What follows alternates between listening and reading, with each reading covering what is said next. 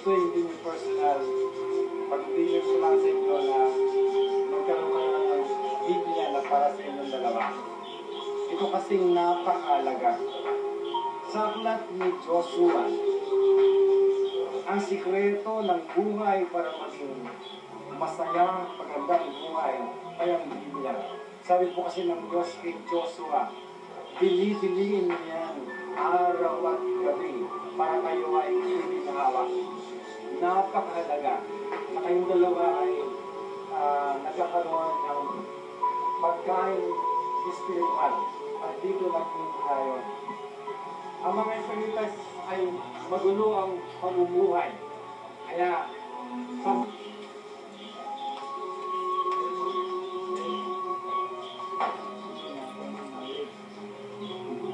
kanina po ay pinakiusapan ko po si Mads na ang lalagay ng aras o simbolo ng pagpapala yung mga highest denomination. 100 Australian dollar, bakit nag-5 piso? Baka bibigay sa iyo naman ay pulutin na naman.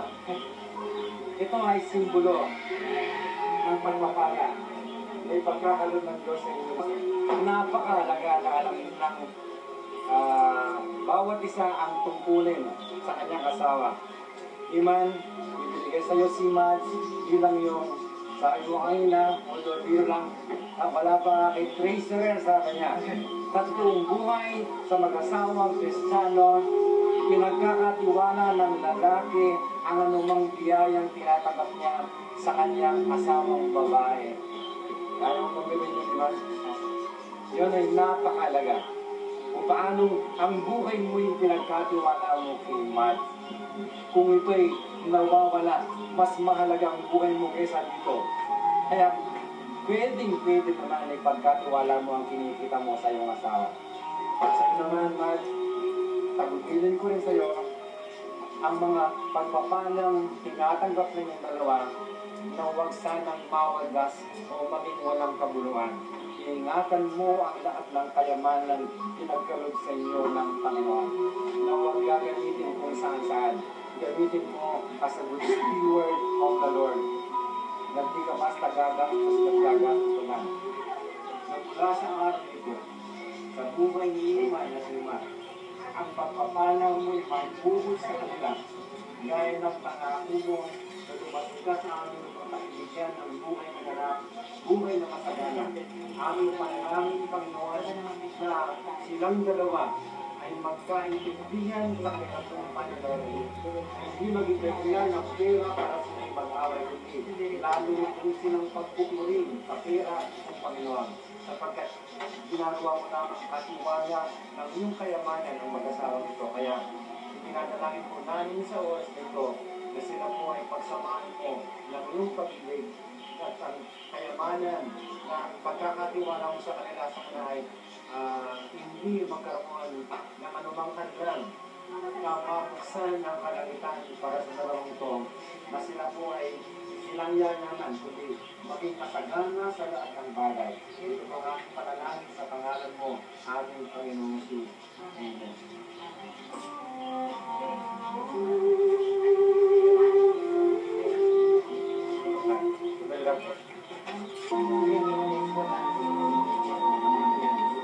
Pwede pong maanyaan yung mga ninong at ninang. Ganito sa kan, mag-iretrato.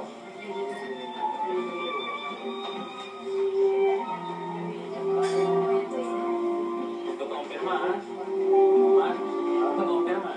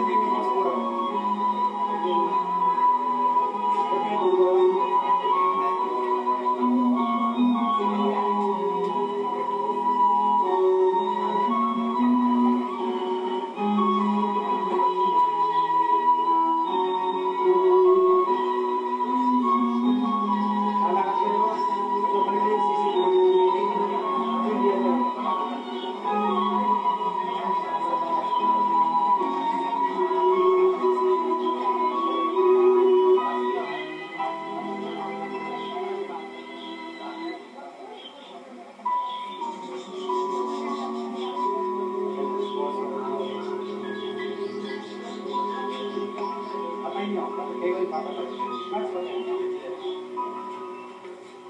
Ano po ang ginawa ng dalawang ito? Yung po dalawang kandila ay sinturo ng kanilang buhay. At sinibihan sa maraming kandila. Ay isang kandila. Ang ibig sabihin mo, kayong dalawa ay isa na bilang mag-asawa. Wala na ang buhay na binata, wala na ang buhay na pagkadalaga. Tapos na ang buhay na yun. Ngayon kayo mabubuhay bilang mag-asawa, bilang Esther and Mrs. Kanda. Kaya sana sa buhay niyo yan, lagi makapanatili ang presensya ng Diyos sa inyong dalawa. Huwag na ang sarili niyong gusto ang masusunod kundi kung ano ang gusto ng Panginoon. Yan ang tinuturo ng Biblia pagdating din sa buhay na kasama nito ang Panginoon. Isang paan po sa Mas, sana ay magpalain kayo ng Diyos sa inyong pag-isang dibdib mo ito. Na itatalaga ko kayo. Sa pagkakataon ito, witness ka sa nangyari sa dalawang ito na pinapaging isa mo silang dalawa. Bilang mag-asawa, Panginoon, akin po sila itinatalaga sa iyo. Mula sa araw na ito, ang kayamanan mong inihanda sa dalawang ito ay kanilang maranasan. Pagbuklod mo sila ng iyong pag-ibig. At gawin niyong mabunga ang kanilang pagpapakala. Na magkaroon sila ng supling, mga anak, nakikilala din sa iyo, ating Panginoon. Ingatan mo ang dalawang ito. Proteksyonan mo sa anumang anak ng diablo. At ikaw, O Diyos, ang mga pagsasaling. Na tunay nga magtatapat ang dalawang ito. Ito ang aming pinagkakasunduan sa oras na ito. Kasama ng mga saksi. Sa harapan mo, aming pong Panginoon. Na ikaw lamang at ang kalooban mo ang mangyayari sa buhay ng mag-asawa nito.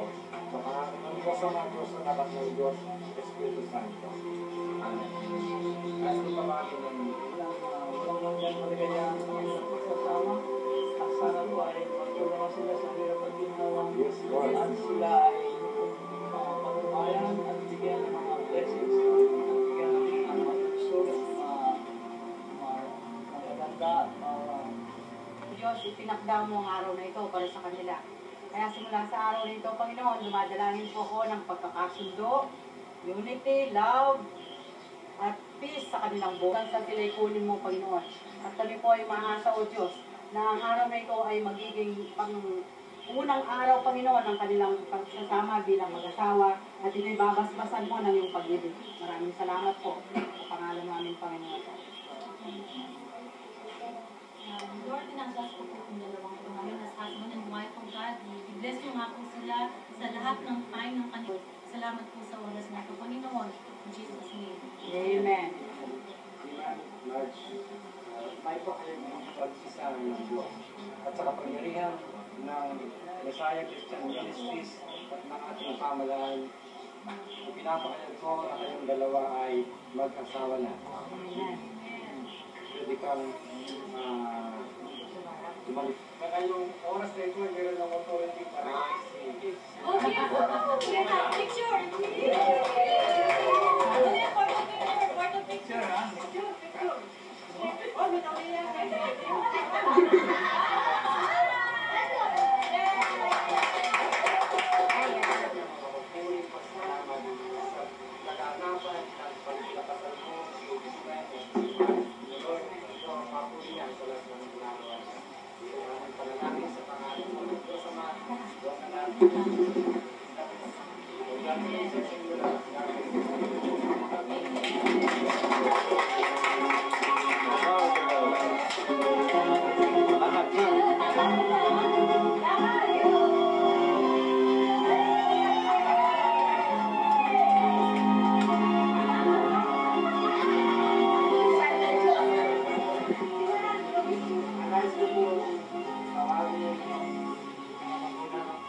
Thank you.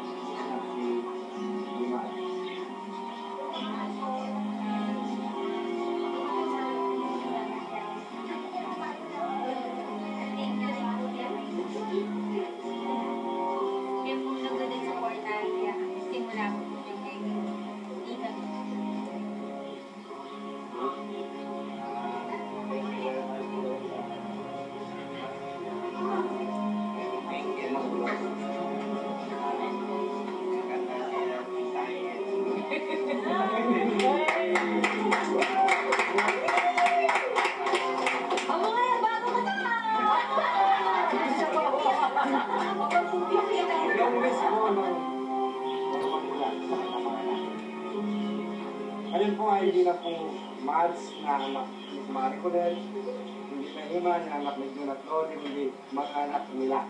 Amen. So, baka meron kayong wish para sa mag-asawa ito. Baka meron po kayong Marie. Sana po na sila. Amen. Yes, we agree, Lord. We can that. Amen. Yun.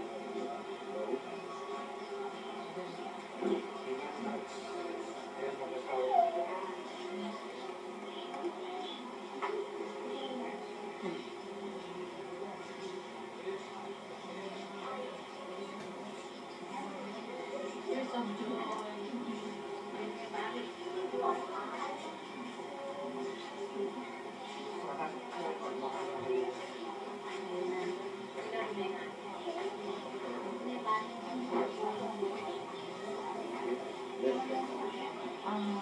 Ang tanging masasabi ko sa inyo, magmulamin kayong dalawa, magmulamin ako, sabi nga naman, natagdag pinagdagan namin siya, isa sa mga anak namin. Basta dapat yung Panginoon natin, ang palagi nasa center, yung guide. At pag nasa atin ang Panginoon, lahat ay magiging magkaanan. Meron lang at lahat-lahat. So, we love you so much. Yan, papanalangin namin kayo. Yun ang pagkalang ko ng pamilya Kanda at Rodriguez ay maging isa ng Panginoon. Nawa, ang magitan ni Iman, ni Mads, ang mga magulang nila ay lalo kong magkaroon ng bahay.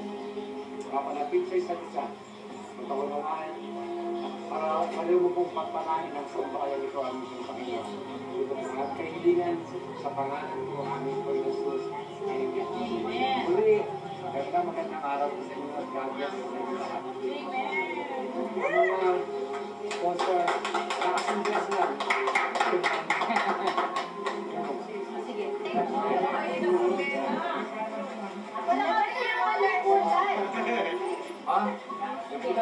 Ah, maski makalaman. Oh, 1, 2, 3.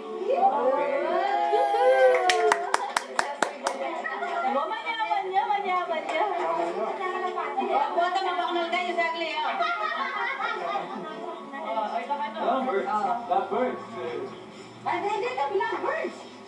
Salamat, kids. 1, 2, 3. Ito ang isang mabuhay. Ayan, pancham.